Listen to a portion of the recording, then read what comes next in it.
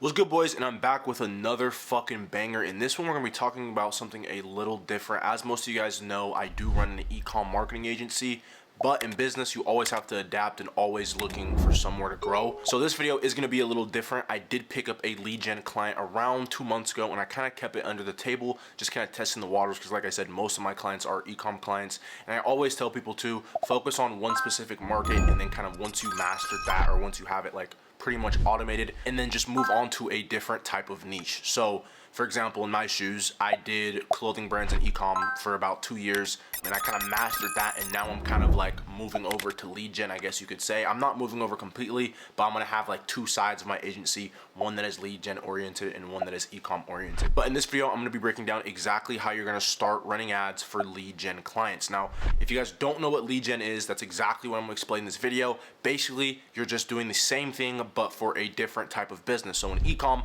it's more D2C, direct to consumer. You're sending your traffic to a website so they can buy a product. With lead gen, you're sending them to a website to book a call or fill out a form, and then they schedule an appointment with the business, and then the business closes them via sales calls or whatever their closing strategy is. So it's a little different game. In my opinion, lead gen is a little bit easier. That's why I'm making this step-by-step video. But yeah, let's just hop right into it. I'm gonna stop fucking yapping. We're gonna get on my desktop, and I'm gonna spill some real fucking game here. So boys, we made it right over to the desktop, and today I'm going to be talking about how to make fuck you money with lead gen brand scaling. Look, the freelance brand scaling space is changing pretty fast, and as an entrepreneur, you have to be able to adapt to whatever is happening in your market. So what's out the window is chasing, overpromising, and grinding 24/7 to maybe hit a 10K month. The old game is dead. Here's a simple brand new method quietly helping both beginners and experienced brand scalers generate consistent income with complete time, location, and financial freedom. It's called lead gen brand scaling. And to be honest, this is not like some new shit. This has been out for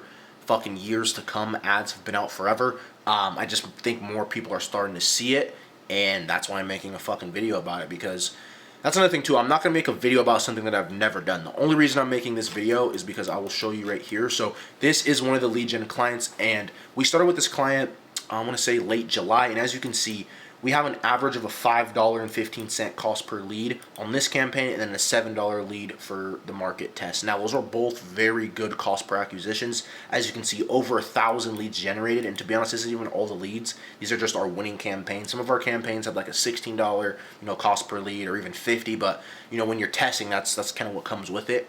You're gonna have some bad ads. You're gonna have some good ads. You're gonna have some good structures in your campaigns. You're gonna have some bad structures, and that's all ads are. You're continuously testing until you can find some winning concepts, some winning variables, and then you're just doubling down on that. So as you can see with this client alone, we helped him generate over $36,000 with only spending 6K on ads.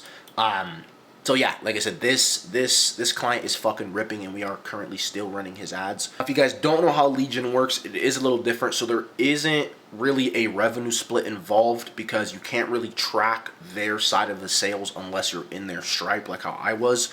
So for this client, we just did a 3K revenue, or not 3K revenue. We did a 3K retainer. So this client pays me 3K a month, and this is one client. And like I said, it was actually pretty easy to generate these results. In my opinion, it's a lot more easier than e-com. They're both they're not both hard, but lead gen ads are a little bit easier to run, in my opinion. Like I said, I've been doing e-com ads for 2 years, and this was my first time ever running lead gen ads, and they did fucking amazing. So yeah, as you can see, it actually is working pretty well. But this video is literally going to be whether you're starting from scratch or already have experience. This video is going to be a complete game changer for a lot of you guys, packed with real actionable strategies to hit whatever milestones you guys want to hit. I'm going to walk you through the exact A to Z blueprint on how I went from 0 to 40K a month with brand scaling in less than 6 months. It's actually pretty funny. I think my first 2 months in the business model, so like my second month being in the business model, I hit my first 10K month. But that came with a lot of risk. I don't know if you guys kind of know how I did that, but my first client ever, I paid for their ads, and then the next month I signed 15 upfront paying clients just through testimonials, social proof, and referrals. But yeah, today we're going to be going over A to Z lead gen freelance brand scaling blueprint First, let's talk about what we are not going to do. Not work only with clothing brands just because they look cool on Instagram. Do not spam the same shitty, outdated outreach message like, hey, I saw your page and I can help you get more clients. That is the fastest way to get ignored. The fastest way. You have to say something that is going to spark their attention. Swimming in the Red Sea of freelance brand scaling, where every agency is ran by an unprofessional 17-year-old with zero skills, zero talent, and zero actual value to provide. Now, this one is a little aggressive because I started when I was 18. And yeah, like I said, I mean, you just have to kind of be very, very professional, especially with lead gen, because you're going after, typically the owner of the business is an older demographic. Obviously, clothing brands are kind of more younger kids. I'm not saying every clothing brand is some young kid, but in 2025, a lot of younger people or a younger audience have a clothing brand. So that also brings up a lot of complications. For example, some of them are very unprofessional. They don't have the budget to even run ads. So lead gen is like, honestly, the complete opposite. Like I said, you're going after more higher ticket, higher value businesses that actually have the money to spend on ads, that can actually pay you on time, and that are not some little kids just running a clothing brand. And please do not take this the wrong way. Freelance brand scaling, or whatever you want to call it, running ads for clothing brands still works. It still works. This is just another method on how to sign clients if you're starting an agency. So we'll jump right back into it. What is lead gen brand scaling? It's simple. You help local or service-based businesses grow using proven digital marketing strategies like Facebook ads, email campaigns, and high converting landing pages. You bring them more customers, they pay you every month, you either fulfill the work yourself or you outsource it with a trusted team. Now, to kind of, piggyback onto that, when you're starting, I would really recommend you doing it with like you and a friend, or just you by yourself. If you have the capital, hire a team to do it all for you, kind of automate it like that if you have the capital. But I didn't, just to put it into perspective, I didn't automate my agency until after I kind of okay, I know how to run every department of the agency. So I was taking sales calls, I was setting, I was closing, I was doing everything before I kind of built out the team, because sometimes if you can't even do the other parts of your business but you have somebody else doing it, it's best to just know how to do it as well. Just in case some shit happens, let's say, he's not doing a good job, then you can retrain him or whatever it is. But lead gen, like I said, you are going after more higher value clients. So with these clients, where you can easily charge 1.5 to 3K plus a month for this service, especially if you are doing a good job. Like I said, for this client, he is paying me 3K a month. You can also do pay per lead or percentage of revenue, but like I said, that one's a little different. I think pay per lead is good, but percentage of revenue is a little more, I don't know, it's different for lead gen, because like I said, unless you're in their payment processors, whatever they're using, then you can't kind of really see what amount of deals they are closing and how much cash they're actually collecting. So for lead gen, I would really recommend doing either retainer or pay per lead. But yeah, these are basically the typical pay structures for lead gen. This is why this is such a good market to get into, because you can really get paid thousands of dollars up front with zero experience. But we'll hop right into the next thing. So phase one, finding your niche, your ideal client. One of the most common questions I get is, what is the best niche to go after? And the truth is, there is actually no perfect niche. You have to find the niche that fits you the best. So one of the main reasons why I started doing e-com, or clothing brand marketing, is because I like fashion. So it was going with my passion in a way. I really do like clothes. I really do like, just the fashion sense. So I was like, bro, I'm going to market for some of these brands. And it was a plus because they would send me clothes. Obviously, it's different with lead gen, but you want to find the niche that best fits for you. So we'll go after some things that you should look out for. So like I said, in lead gen, you're going after more sophisticated businesses. So these businesses most likely have more capital to spend.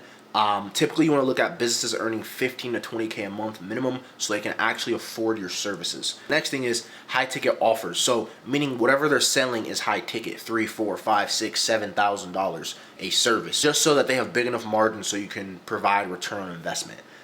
Growth or expanding industries. This takes some back end research, just seeing what industries are growing or kind of coming up or more popular. And then also low competition in their marketing space. This is a big one too. If the market, whatever business it is, if their market is flooded, I'll be honest, clothing brand marketing, it is flooded. Not I always say this, not saying it's impossible to get a clothing brand client, it just is more harder because the market is more saturated. I think saturation is an excuse. Like, I don't think anything could be oversaturated where you can't become successful in it. I just really think it comes down to the person and how bad they actually want it. But like I said, one good thing to look at is low competition in the space. Now, the goal of this is that you're positioning yourself as the expert in the room. Even if you're brand new, you can dominate a niche if you studied the ads for months on end and you've never actually touched a Facebook Ads Manager. In their eyes, you're miles ahead. I always talk about this, perception and authority. It doesn't matter if you're fucking just started today. If you do enough research on whatever prospect you're trying to pitch to and you really position yourself as the expert and you have that authority, you have that leverage on them, it's going to be a game changer. And I feel like a lot of people look over that. You really have to study something and, like I said, make yourself seem like you know what the fuck you're talking about. Obviously know what you're talking about, but just make it seem like you know more than them. It's going to give them an actual incline on wanting to work with you. But here are some beginner-friendly niches to consider. Detailers, window cleaning, HVAC, roofers, pool installers, landscapers. I even heard some good ones in my Discord group where some kids are ripping, like tattoo artists. I heard tattoo artists rip. But now these are all good niches to get into. I don't think any of these are too saturated. Maybe detailers. But besides that, I really do think all of these are good niches to kind of start with if you are wanting to go into lead gen. Now that you know what kind of clients you want, that brings up the million-dollar questions. Where in the fuck do I actually find them? Because it's one thing to know your ideal client profile, but it's another thing to actually get in front of them, grab their attention, and get them on a closing call, or even just a discovery call. So these are where to find lead gen brand scaling clients. These are the 3 best methods to use in my opinion, and we'll just go over them pretty slowly. So I call the first one the Google Maps sniper method. Now in this one, it's pretty self-explanatory. You want to open Google Maps, search for your niche in your city. Example, car detailers in Atlanta. You'll instantly see a list of local businesses with addresses, phone numbers, and websites, aka your lead list on a silver platter. Bonuses, look for businesses with weak or outdated websites. They're often looking for better marketing. Now, as you can see here, all I did was type in Atlanta car detailers, and there's going to be a list of detailers that are in your area. Now, the reason why I say in your city is because let's say they actually want to meet up with you and be like, oh, are you local? You can go in there, actually show some professionalism, and pitch your offer to them. You can obviously work with detailers in this scenario that are not local, but I really feel like it's a plus if you can meet up with the person, especially like I said in lead gen, and kind of show them what you do, show them how you're going to do it, and it's just a better feeling if you can do face-to-face. I feel like face-to-face closing obviously has a way better closing rate than like through a phone call or anything, or a Zoom call. But yeah, this is the Google Maps sniper method. Now, the second one, pretty self-explanatory as well, is just a simple Google search. Go to Google, type in your niche plus location, HVAC companies in Dallas. Click through the first 2 to 3 pages of results. Most people never go past the first page, and that's where the hidden gems are. Click their website and social media. If they're running outdated ads or have shitty digital marketing, they're your prime targets. I always tell people too, see if they're running ads. Go on Facebook Ads Library, kind of dissect their ads, see what is lacking in their ads, and tell them exactly how you can help boost their conversions. Because a lot of these companies do run shitty fucking ads. They're old heads. They don't know what works in the market. And if you can show them, hey, this is the new way of how to do stuff, I'm telling you right now, they're going to bite for it every time. Pretty simple thing to do. Literally just a quick Google search. You're going to see a lot of companies pop up. The next thing, and I feel like this one is a gem, is Reddit search. You can find a lot of companies on Reddit. The first step of this is actually identifying the right subreddit. So focus on communities where there's car owners, car enthusiasts, or small auto businesses. In this example, like I said, I'm just going after car detailing companies. So r/auto detailing, r/car maintenance, r/detailing, r/owners, etc. And with this, like I said, you're finding other business owners in Reddit. Reddit is a very good platform to use as well. Even for clothing brands, you can use Reddit.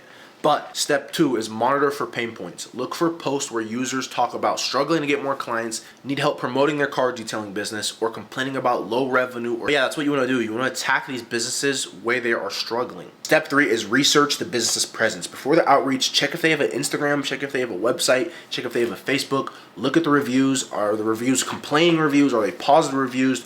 Is the booking too late or low visibility? And those are all pain points that you can pitch them and then solve for them. Like I said, always positioning yourself as the expert with whatever pain points they're struggling with is the best way on how to sign clients. Now that you've collected your lead list, your next job is simple. Just contact them. And these are some few ways that you can actually contact these businesses and pitch your offer to them. Now, cold calling is the most popular one. Pretty simple. You're just going to ring the business's owner, Hi, is this the owner of the business? Great, my name is Jaden Sanders. I'll be up front. This is a cold call. I do have something to pitch for your business. Do you want to hang up now or give me 20 seconds and you can decide today on your call? Like I said, that might be a terrible ass pitch, but that was literally what I used to sign my first lead gen client, and it fucking worked.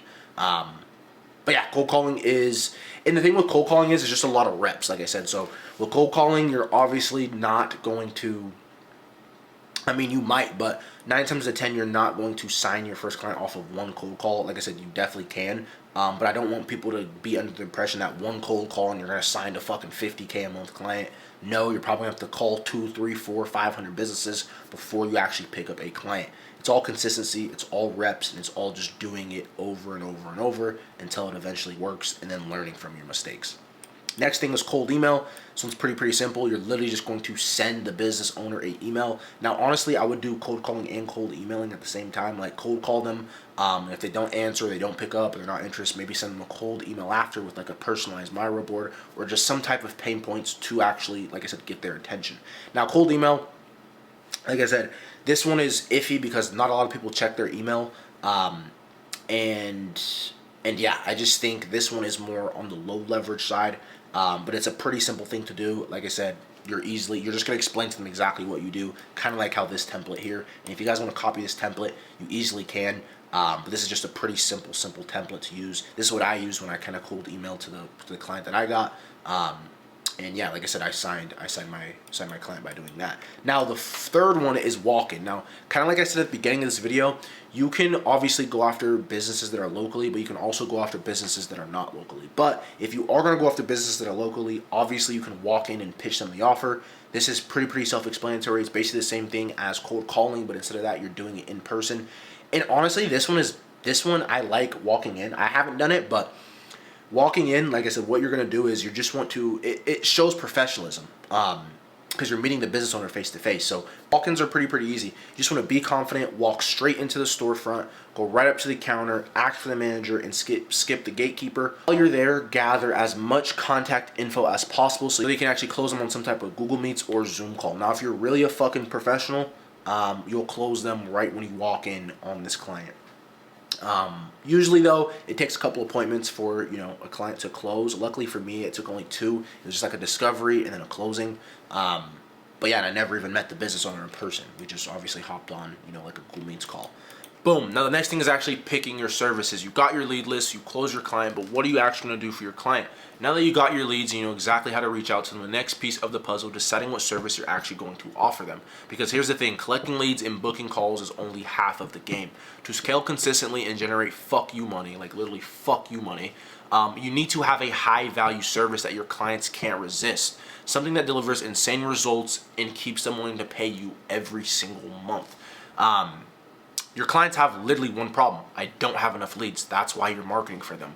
So your service could be directly paid ads, Google, Facebook, blah, blah, blah, or email and SMS lead nurturing. Keep it simple. You don't need to overcomplicate things. The lead gen system gets them book calls, and the email and SMS flows follow up to make sure the leads actually convert. Now, if you really want to be a fucking pro at this, what you'll do is you'll have stack offers. You'll have, a low ticket, then a medium ticket, and then a high ticket. Your low ticket could probably be just paid ads. Your medium ticket could be like paid ads plus creatives, and then your high ticket could be like paid ads, email and SMS, and creatives, and website revamp.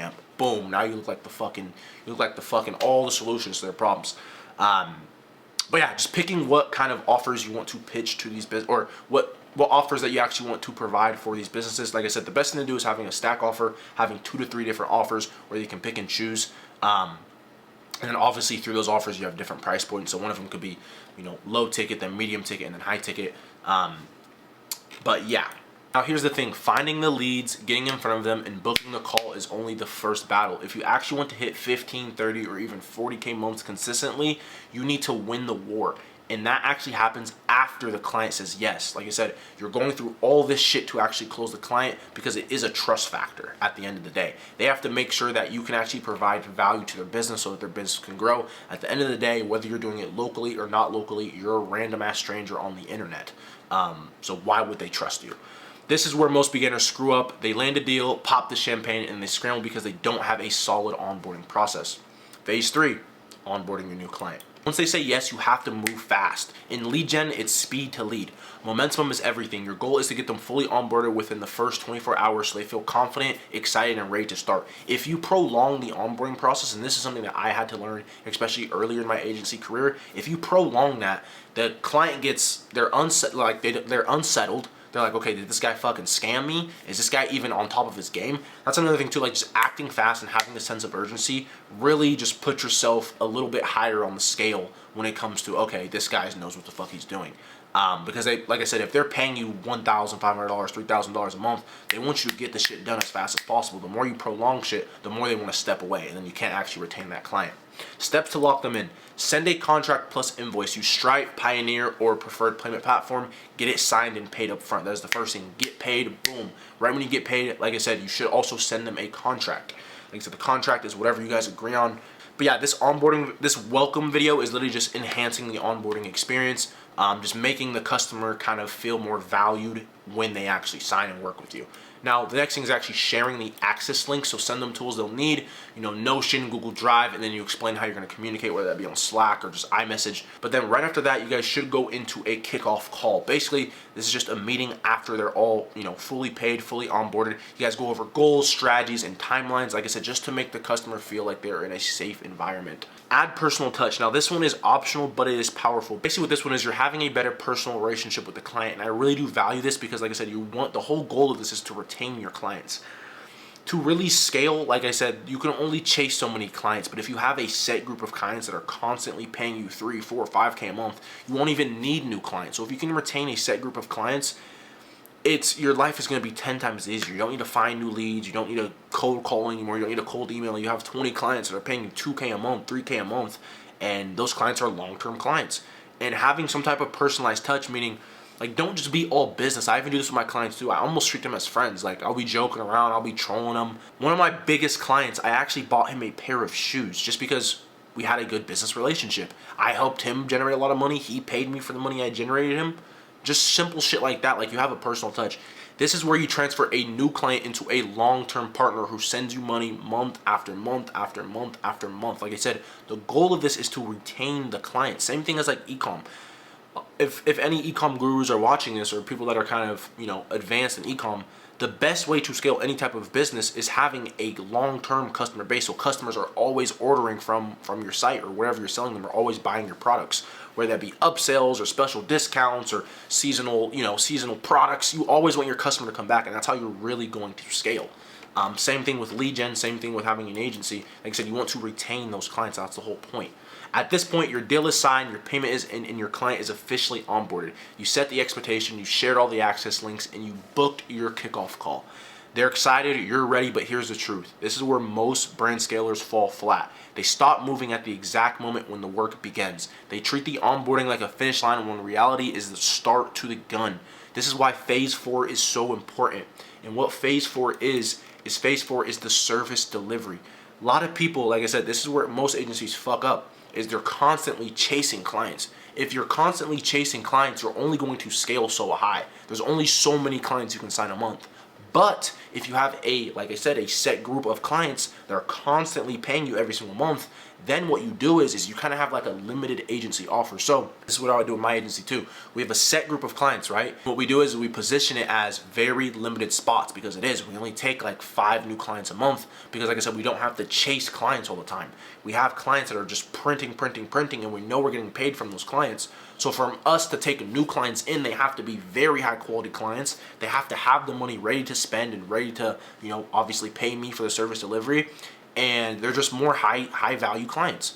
So service delivery, turning promises into profit. Going off of the service delivery, at this point, your fulfillment system is locked and you've got the right people in your place. Your client feels taken care of, and you're not chained to your desk pulling all-nighters just to make deadlines. Now comes the fun part, the part that actually moves the revenue needle, running the ads. This is where you turn all that prep work into actually hard numbers that your clients can brag about. Because no matter how smooth your onboarding process is or how pretty your system looks, clients stay for results. And the results in lead gen brand scaling mean high quality, ready to buy leads hitting their inbox or their phone every single day. So part 2, I'm going to be going over more of the logistical and technical things Like I said, actually running ads, actually setting up a campaign, and actually providing the service delivery, which is the most important part to having an agency. Once you do that and you have 3, 4, 5, 6, 7, 8, 9, 10 clients, boom, now you're scaling up. What do you do? Who do you hire? How do you build these systems out? How do you build SOPs and KPIs and making sure all this shit is being hit? That's what we'll go over in this next video. Boom. So that is part 1 of lead gen brand scaling. If you guys did like the video, always fucking like or don't, sub or don't. I really don't give a fuck. I make these videos for the love of the game. This video is probably gonna get 300 views. But yeah, boys, like I said, stay tuned for the next one. I appreciate you boys. Keep grinding, keep staying consistent, and I'll catch you boys on the next one.